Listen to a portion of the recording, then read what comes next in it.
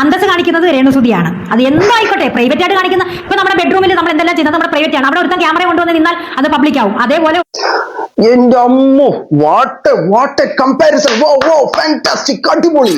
സജീന ചേച്ചിക്ക് ഞാൻ ഒരു 189 രൂപ അങ്ങ് തരാം. നിങ്ങളുടെ ബെഡ്റൂമിൽ വന്ന് ഞാൻ കണ്ടോണ്ടിരിക്കട്ടോ, സമ്മതിക്കോ അതിനെ? വിജയമ്മ നാണമില്ലേ? കണ്ടാൽ മാനിനാണെന്ന് തോന്നും. കഷ്ടം. നീയും രേണുവിനെ വിറ്റ് ജീവിക്കുന്നത് വിറ്റ് ജീവിച്ചല്ല അരി മേടിക്കുന്നതെന്നാന്ന് തോന്നും. സ്വന്തം കമന്റ് ബോക്സിലൂടെ വായിച്ചു നോക്കട്ടോ, അതിനകത്ത് പച്ച വരാതെ പറഞ്ഞേ.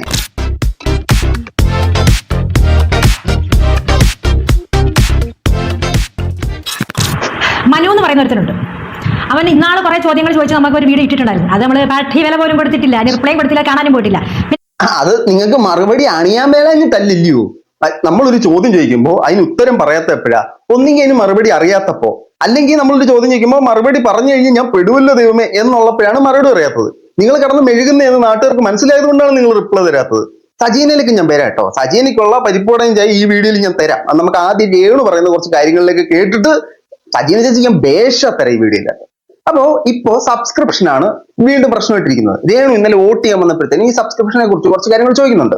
അതോടൊപ്പം തന്നെ സജീന തന്നെ കുറച്ച് കാര്യങ്ങൾ പറയുന്നുണ്ട്. അതൊക്കെ നമുക്ക് കേൾക്കാം.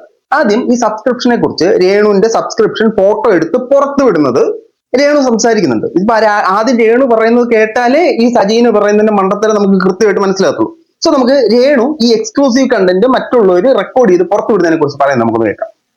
പറഞ്ഞപ്പോഴത്തേക്ക് അതിലിടുന്ന എക്സ്ക്ലൂസീവ് കണ്ടന്റുകളും കാര്യങ്ങളും സ്ക്രീൻഷോട്ട് എടുത്തിട്ടും മറ്റു വേറെ ഫോണിൽ എടുത്തിട്ടും അവർ ഒരു കണ്ടന്റ് ആക്കിയിട്ട് പലരും ക്രിയേറ്റ് ചെയ്തിടുന്നുണ്ട്.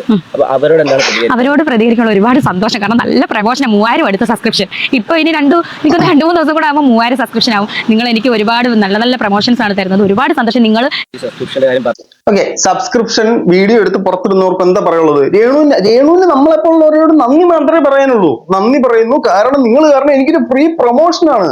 കൂടുതൽ ആളുകൾ വരുന്നു, 3000 ആൾക്കാർ വരുന്നു. കാരണം നമ്മൾ പുറത്ത് കാണിക്കാണ് ഇതാണ് അതിനകത്ത് ഇരുന്നത്. അപ്പൊ ഇൻകേസ് ഇവ കാണിച്ചില്ലെങ്കിലും ഒന്ന് എഴുതി ആൾക്കാർ അതിനകത്ത് കയറുന്നു. രേണുവിന് സന്തോഷം മാത്രമേ ഉള്ളൂ നമ്മൾ ഈ എടുത്ത് സബ്സ്ക്രിപ്ഷൻ എടുത്ത് റിയാക്ട് ചെയ്യുന്നതിനോട്. രേണു അതിന് പല തവണയായിട്ട് നന്ദി പറയുന്നുണ്ട്. Note this point your honour. രേണുവിന് നമ്മൾ ഈ സാധനം റിയാക്ട് ചെയ്യുന്നതിനോട് ഒരു കുരുവില്ല. മറ്റു പലർക്കാണ് കുരുവിലേക്ക് നമുക്ക് വരാം. ബാക്കിയോടെ കേൾക്കാം. റീലിന്റെ അകത്ത് ഷോൾ താന്നിട്ട് ഡ്രസ് ഇറക്കിയിട്ടാണ് ഇടുന്നത്.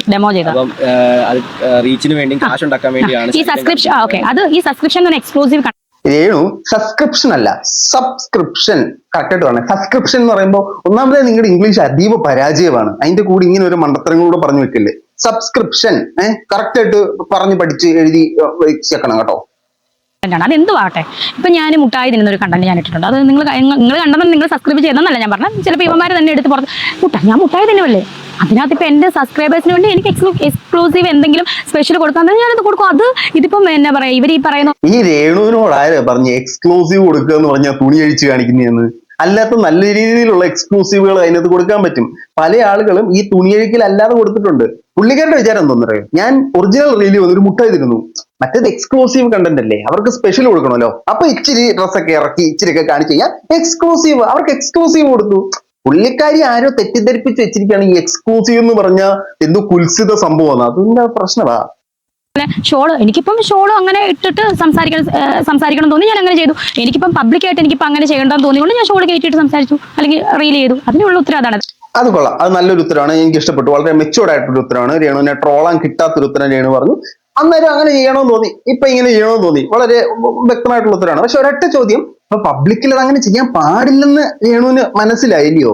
ഓക്കെ, നമുക്ക് അത് അവിടെ നിൽക്കട്ടെ. രേണുവിന്റെ വിഷയം അവിടെ നിൽക്കട്ടെ. രേണുവിന്റെ ഈ പോയിന്റ് ഞാൻ കാണിച്ചത്, രേണുവിന് നമ്മൾ എക്സ്ക്ലൂസീവ് കണ്ടന്റ് പുറത്തു വിടുന്നുണ്ട്. രേണുവിന് പ്രശ്നമൊന്നുമില്ല. രേണു ഇതിനൊരു പ്രൊമോഷൻ ആയിട്ടാണ് കാണുന്നത്.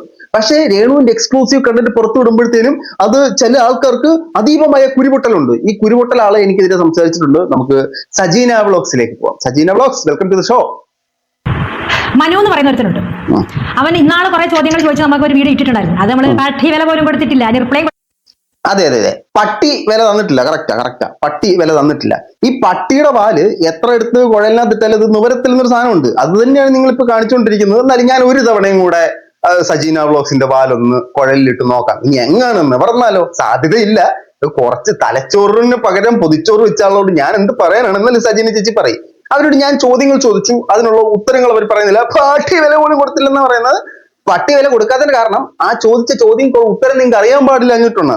അല്ലെങ്കിൽ പറഞ്ഞു കഴിഞ്ഞാൽ പെടുവല്ലോ എന്ന് ഓർത്തിട്ടാണ് നിങ്ങൾ ഉത്തരം പറയാത്തത്. അല്ലാതെ വേറെ ഒന്നും കൊണ്ടല്ല. അത് നിങ്ങൾക്ക് അറിയാം, എനിക്കും അറിയാം, കാണുന്ന നാട്ടുകാർക്കും അറിയാം കേട്ടോ.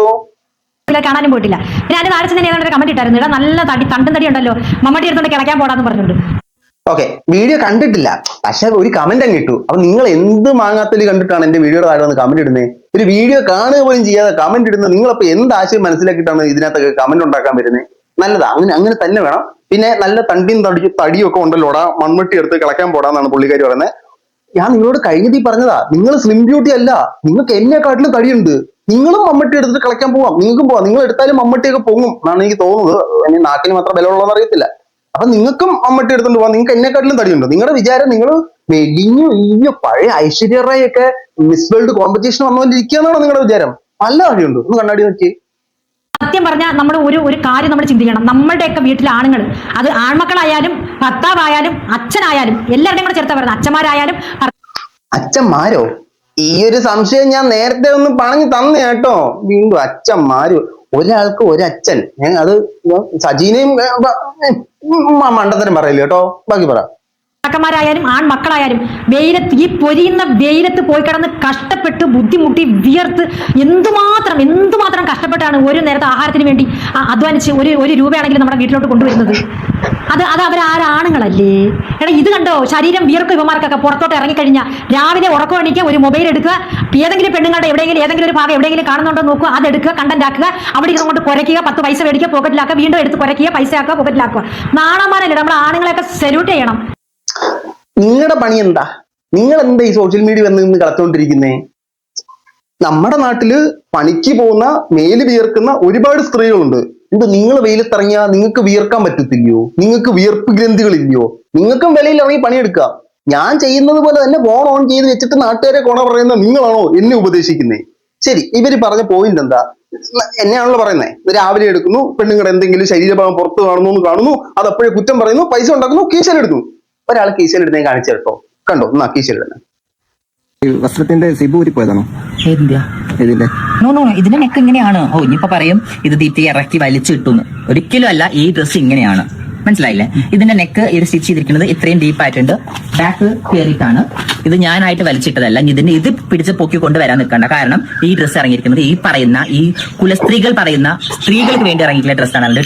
കണ്ടല്ലോ ഞാൻ ഇട്ടിരിക്കുന്ന ഈ ദൂരോട്ട് നോക്കിയേ, ഞാൻ ഇട്ടിരിക്കുന്ന ഡ്രസ്സ് കണ്ട, ഇതിന്റെ നെക്ക് ഇത്രയുണ്ട്, ഇവിടം വരെ ഉണ്ട്. ഇതിന്റെ നെക്കാണ്, കണ്ട ബാഗൊക്കെ ഫുള്ള് കയറിയിരിക്കുകയാണ്. കണ്ടല്ലോ നീ പറഞ്ഞ അതുപോലത്തെ നെക്കാണിത്. ഈ പറഞ്ഞ രീതിക്ക് കുലസ്ത്രീകൾ, അല്പമെങ്കിലും അന്തസ്സുള്ള സ്ത്രീകൾ ചെയ്യുന്നത് എന്താണ്?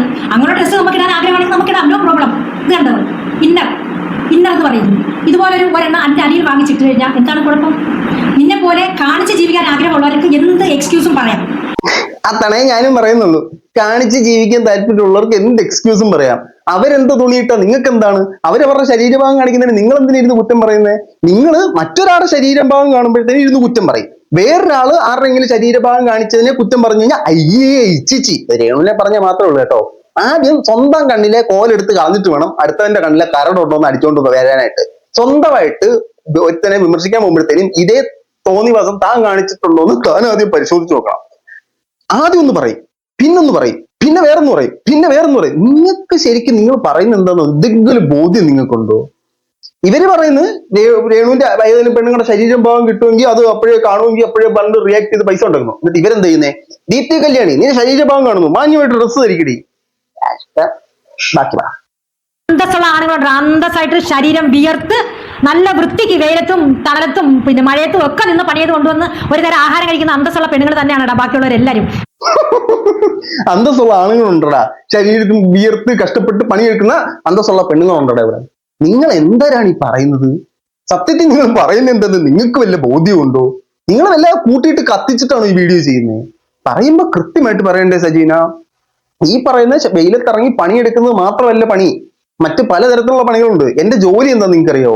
നിങ്ങൾ ഈ സോഷ്യൽ മീഡിയ കാണുന്ന വെച്ചിട്ടാണ് എന്നെ ഇത് വിലയിരുത്തുന്നത്.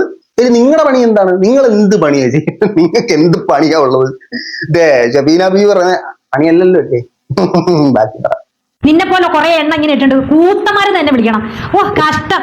എന്തായാലും അവരൊരു വീഡിയോ ഇട്ടിട്ടുണ്ട്, അതിന് എനിക്കൊന്ന് റിയാക്ട് ചെയ്യണമെന്ന് തോന്നി. ഞാനായിട്ട് റിയാക്ട് ചെയ്യുന്നില്ല, അതിനകത്തുള്ള കമന്റുകൾ മാത്രം ഒന്ന് വായിക്കത്തേ ഉള്ളൂ. വായിക്കണം തോന്നി എനിക്ക്. ഓക്കെ, എന്റെ ഫേസ്ബുക്കിൽ വന്നൊരു വീഡിയോയുടെ കമന്റ് ബോക്സ് എടുത്തിട്ട് ചേച്ചി വായിക്കുകയാണ്. അപ്പൊ എന്റെ കമന്റ് ബോക്സ് വായിക്കുമ്പോൾ ചേച്ചി ആദ്യം മനസ്സിലാക്കേണ്ടത് സ്വന്തം കമന്റ് ബോക്സിലൂടെ ഇടയ്ക്കൊന്ന് വായിക്കണം. Okay, I except. ഫേസ്ബുക്കിൽ മൊത്തം വളരെ ടോക്സിക് ആയിട്ടുള്ള കമന്റുകളാണ് വരുന്നത്, യാതൊരു പ്രശ്നമില്ല. ചേച്ചി കമന്റുകൾ വായിക്കും. അതായത് എന്റെ വീഡിയോയുടെ കമന്റ് എനിക്ക് വേണ്ടി വായിച്ച് കേൾപ്പിക്കുകയാണ്. മനസ്സിലായോ? ഞാൻ വായിച്ചു പോലും കഷ്ടപ്പെടണ്ട, സജിനയുടെ വീഡിയോ വാങ്ങിച്ചിട്ട് കണ്ടാൽ മതി. മനസ്സിലായോ? ഫ്രീ പണിയാണ് എനിക്ക് വേണ്ടി എടുക്കുന്നത്. അതിന് മുമ്പ് ഒരു സാധനം പറയുന്നുണ്ട്, അത് കേട്ടിട്ട് നമുക്ക് ഈ കമന്റിലേക്ക് പോവാം. എക്സ്ക്ലൂസീവ് കണ്ടന്റിലേക്ക് ജസ്റ്റ് നമ്മളൊന്ന് കണ്ടുപിടിച്ചാണ് അതിലേക്ക് മുമ്പ് വരാം. ഈ വീഡിയോയുടെ അവസാനം അതെ, ഈ വീഡിയോയുടെ അവസാനമേ ഉള്ളത്. ഏത് ആ എക്സ്ക്ലൂസീവ് സാധനങ്ങൾ ഈ വീഡിയോയുടെ അവസാനം ഇടത്തുള്ളൂ. കാരണം എന്താ, ഈ വീഡിയോ ഫുള്ള് കാണണ്ടേ. അപ്പൊ എക്സ്ക്ലൂസീവ് ഇങ്ങനെ വെള്ളം ഒരിപ്പിച്ചോണ്ടിരിക്കുന്ന ഒരു എക്സ്ക്ലൂസീവ് കാണാൻ വേണ്ടി ഇങ്ങനെ ഇത് നോക്കും. ചില ബുദ്ധിയുള്ളവരെന്താ സ്ട്രോൾ ചെയ്ത് ലാസ്റ്റ് ഇട്ട് എക്സ്ക്ലൂസീവ് എന്നു കണ്ടിട്ട് തിരിച്ചു പോകും. അങ്ങനെയാണോ ചെയ്യാറുള്ളത്? പോയി എക്സ്ക്ലൂസീവ് കണ്ടിട്ട് അങ്ങ് പോവോ? എന്റെ വീഡിയോ ഞാൻ പ്രോപ്പർ ആയിട്ട് അറേഞ്ച് ചെയ്തിട്ട് കാണിക്കുന്നത്.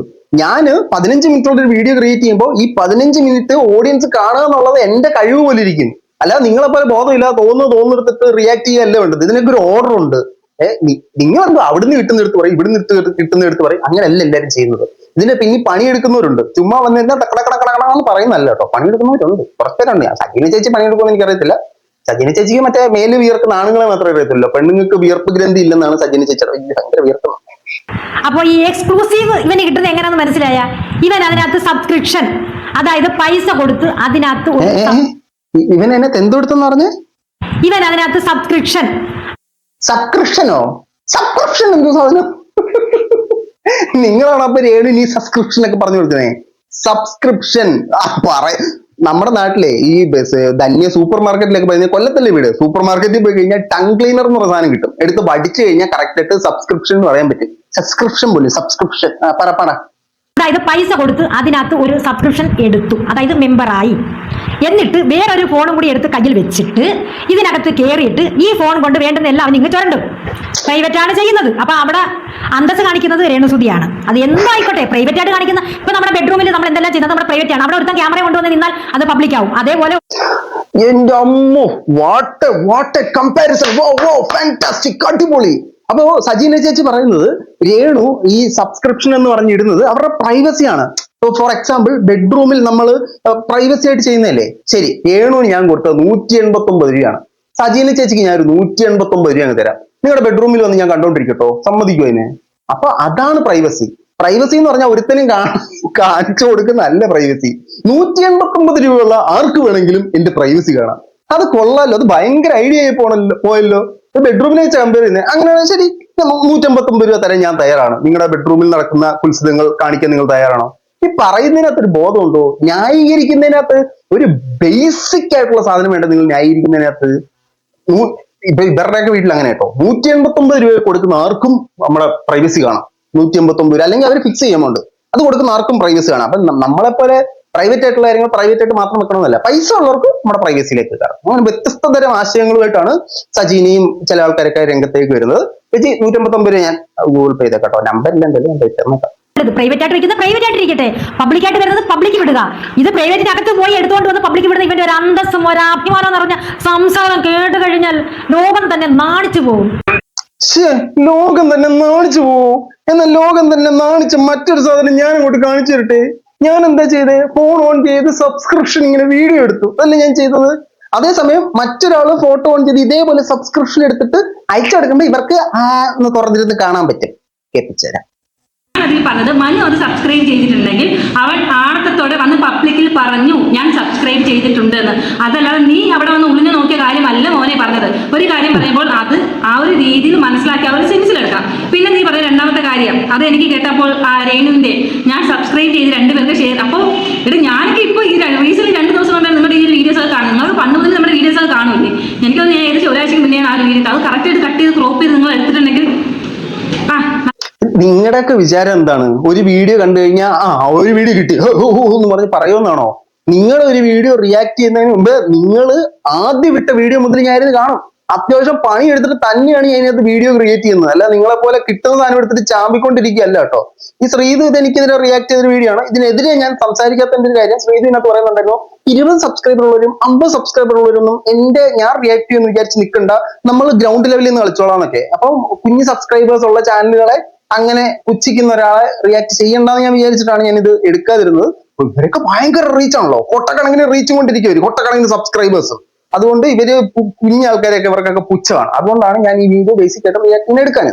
പക്ഷെ ഇതിനകത്ത് ഒരു പോയിന്റ് എടുക്കണമെന്ന് തോന്നിയത് കൊണ്ട് മാത്രമാണ് ഞാൻ സംസാരിക്കുന്നത്. പിന്നെ ശ്രീതു അത്യാവശ്യം ഡീസന്റ് ആയിട്ട് തന്നെയാണ് കാര്യങ്ങൾ അപ്രോച്ച് ചെയ്യുന്നത്. അപ്പൊ മാന്യമായിട്ടുള്ള രീതിയിലാണ് അവരുടെ അവതരണം. അവർ എന്നോടുള്ള വിയോജിപ്പ് അവർക്ക് രേഖപ്പെടുത്താൻ എനിക്ക് യാതൊരു പ്രശ്നമില്ല. പക്ഷെ അത് മാന്യമായിട്ട് ഈ സജീനെ കോണ പറയുമ്പോഴാണ് നമുക്ക് ചൊറിഞ്ഞു വരുന്നത്.